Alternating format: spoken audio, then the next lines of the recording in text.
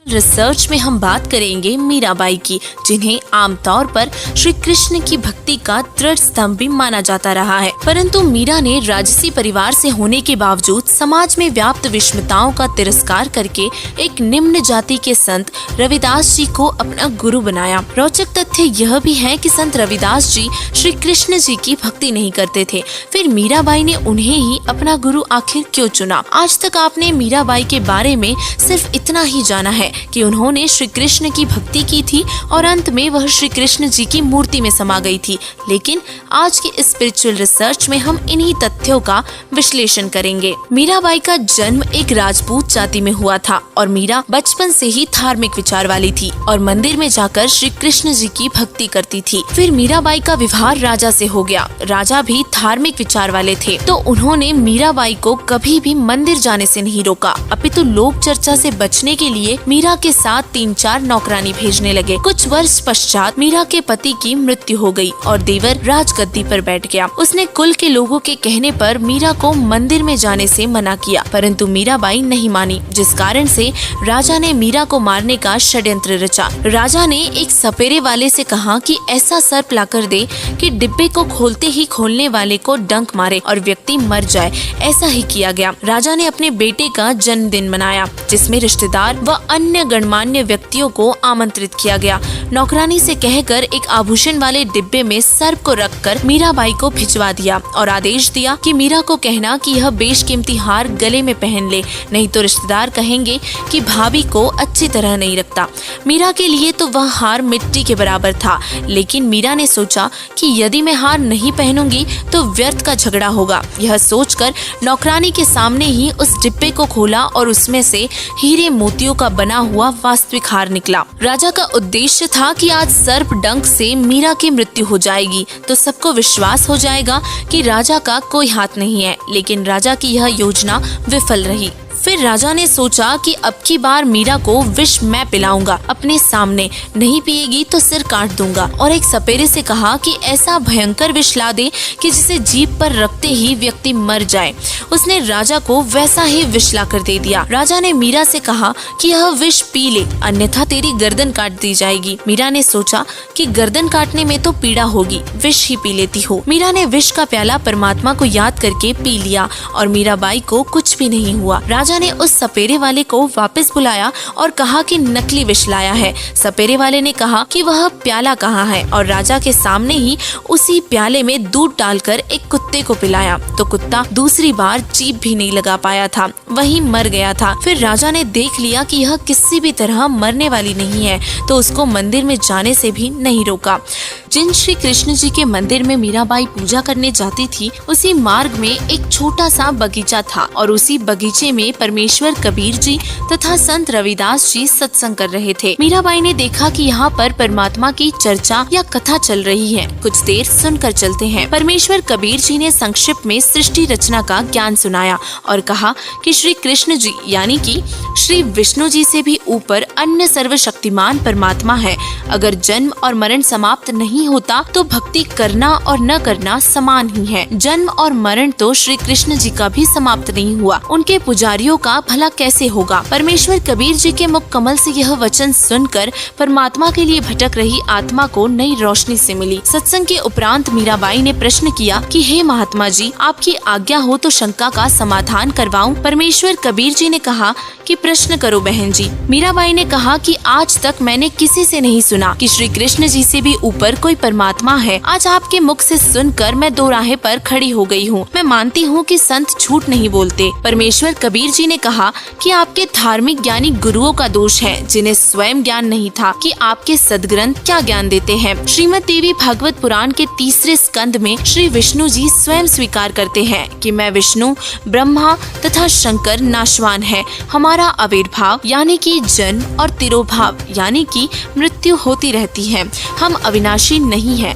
मीराबाई बोली, हे महाराज जी, भगवान श्री कृष्ण जी मुझे साक्षात दर्शन देते हैं, मैं उनसे संवाद करती हूँ। परमेश्वर कबीर जी ने कहा कि मीराबाई, आप एक काम करो, भगवान श्री कृष्ण जी से ही पूछ लेना कि आपसे ऊपर भी कोई मालिक है, वह देवता है, कभी झूठ नहीं बोलेंगे। रात्रि में मीराबाई ने भगवान श्री कृष्ण जी का आह्वान किया। त्रिलोकीनाथ प्रकट हुए। मीराबाई ने अपनी शंका का समाधान के लिए निवेदन किया कि हे प्रभु, क्या आपसे ऊपर भी कोई परमात्मा है? श्री कृष्ण जी ने कहा कि मीरा, परमात्मा तो है, परंतु वह किसी को दर्शन नहीं देते। हमने बहुत समाधि व साधना करके देख ली। मीराबाई ने सत्संग में परमात्मा कबीर जी से सुना था कि उस पूर्ण परमात्मा का मैं प्रत्यक्ष दर्शन करवाऊंगा, सत्य साधना करके उसके पास सतलोक में भेज दूंगा। मीराबाई ने श्री कृष्ण जी से फिर प्रश्न किया, क्या आप जीव का जन्म और मरण समाप्त कर सकते हो? श्री कृष्ण जी ने कहा कि असंभव है, लेकिन परमेश्वर कबीर जी ने कहा था कि मेरे पास ऐसा भक्ति मंत्र है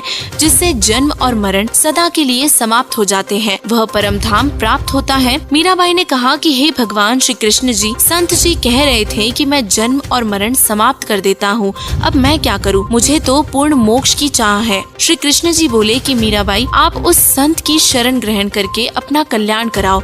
मुझे जितना ज्ञान था वह बता दिया। अगले दिन मीराबाई मंदिर नहीं जाकर सीधे संत जी के पास गई और श्री कृष्ण जी के साथ हुई वार्ता परमेश्वर कबीर जी के साथ साझा की और परमेश्वर कबीर जी से दीक्षा लेने की इच्छा व्यक्त की। उस समय छुआछात चरम पर थी। ठाकुर लोग अपने को सर्वोत्तम मानते थे और मीराबाई की परीक्षा के लिए परमात्मा ने संत रविदास जी की ओर इशारा करते हुए कहा कि वहाँ बैठे संत जी, उनसे जाकर दीक्षा ले। मीरा जी तुरंत रविदास जी के पास जाकर बोली, संत जी, दीक्षा देकर कल्याण करो। गुरु संत रविदास जी ने बताया कि बहन जी, मैं चमार जाति से हूँ और आप ठाकुरों की बेटी हो। आपके समाज के लोग आपको बुरा भला कहेंगे, आप विचार करें। मीरा ने कहा कि कल को कुतिया बनूंगी तब यह ठाकुर समाज मेरा क्या बचाव करेगा? आप जी दीक्षा देकर मेरा कल्याण करो। मीराबाई का परमात्मा के प्रति समर्पित भाव देखकर परमेश्वर कबीर जी ने संत रविदास जी के माध्यम से मीराबाई को प्रथम मंत्र केवल 5 नाम दिए। मीराबाई पहले तो दिन में ही घर से बाहर जाती थी, फिर रात्रि में भी सत्संग में जाने लगी,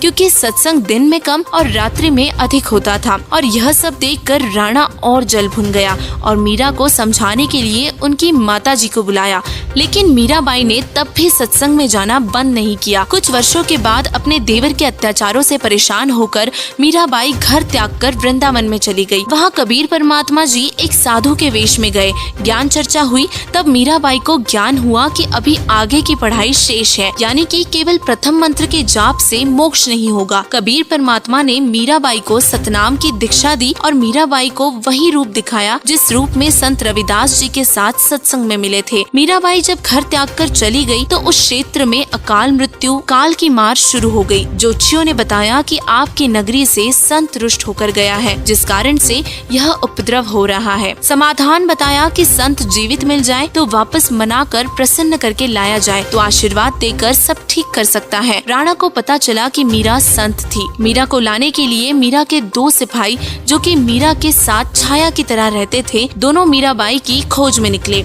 पता लगा कि बहुत सारे संत वृंदावन में रहते हैं और वहीं पर मीराबाई भी मिल गई थी। मीरा से लौटने की प्रार्थना की और बताया कि राजा के राज्य में उपद्रव हो रहे हैं और ब्राह्मणों ने बताया है कि मीरा वापस आएगी तो सब ठीक होगा। और राणा ने कहा है कि आगे से मीरा को कोई कष्ट नहीं दूंगा। मीरा ने कहा कि भाई अब नहीं जाऊंगी। उन 2 सिपाहियों ने कहा कि यदि आप नहीं चलोगे तो हम प्रतिज्ञा करके आए हैं कि यदि मीरा जीवित मिल गई तो हम उसे अवश्य लेकर आएंगे। मीरा बोली कि यदि मैं संसार छोड़कर चली गई होती तब भी तो आप लौट जाते। सिपाहियों ने कहा कि फिर तो लौटना ही था और उसी समय मीरा ने एक तार वाला यंत्र उठाया और परमात्मा की स्तुति करने लगी। आंखों में प्रेम के आंसू बहने लगे और उसी समय एक मूर्ति में समा गई। लेकिन मीरा के इतने त्याग और समर्पण के बावजूद भी मीराबाई का जन्म और मरण का दीर्घ रोग समाप्त नहीं हुआ। केवल परमेश्वर कबीर जी की सत्य साधना 3 बार दीक्षा वाले अधिकारी से लेकर करने से ही जन्म और मरण सदा के लिए समाप्त हो सकते हैं। और वर्तमान में संत रामपाल जी महाराज जी के अतिरिक्त विश्व में किसी के भी पास 3 बार की दीक्षा देने का अधिकार नहीं है। दीक्षा लेकर जो मर्यादा में रहकर आजीवन भक्ति करेंगे तो मोक्ष में कोई शंका नहीं है। और इसीलिए आपसे निवेदन है कि आप भी संत रामपाल जी महाराज जी को पहचानो और उनके द्वारा बताई गई भक्ति साधना करके अपना मोक्ष करवाओ। धन्यवाद।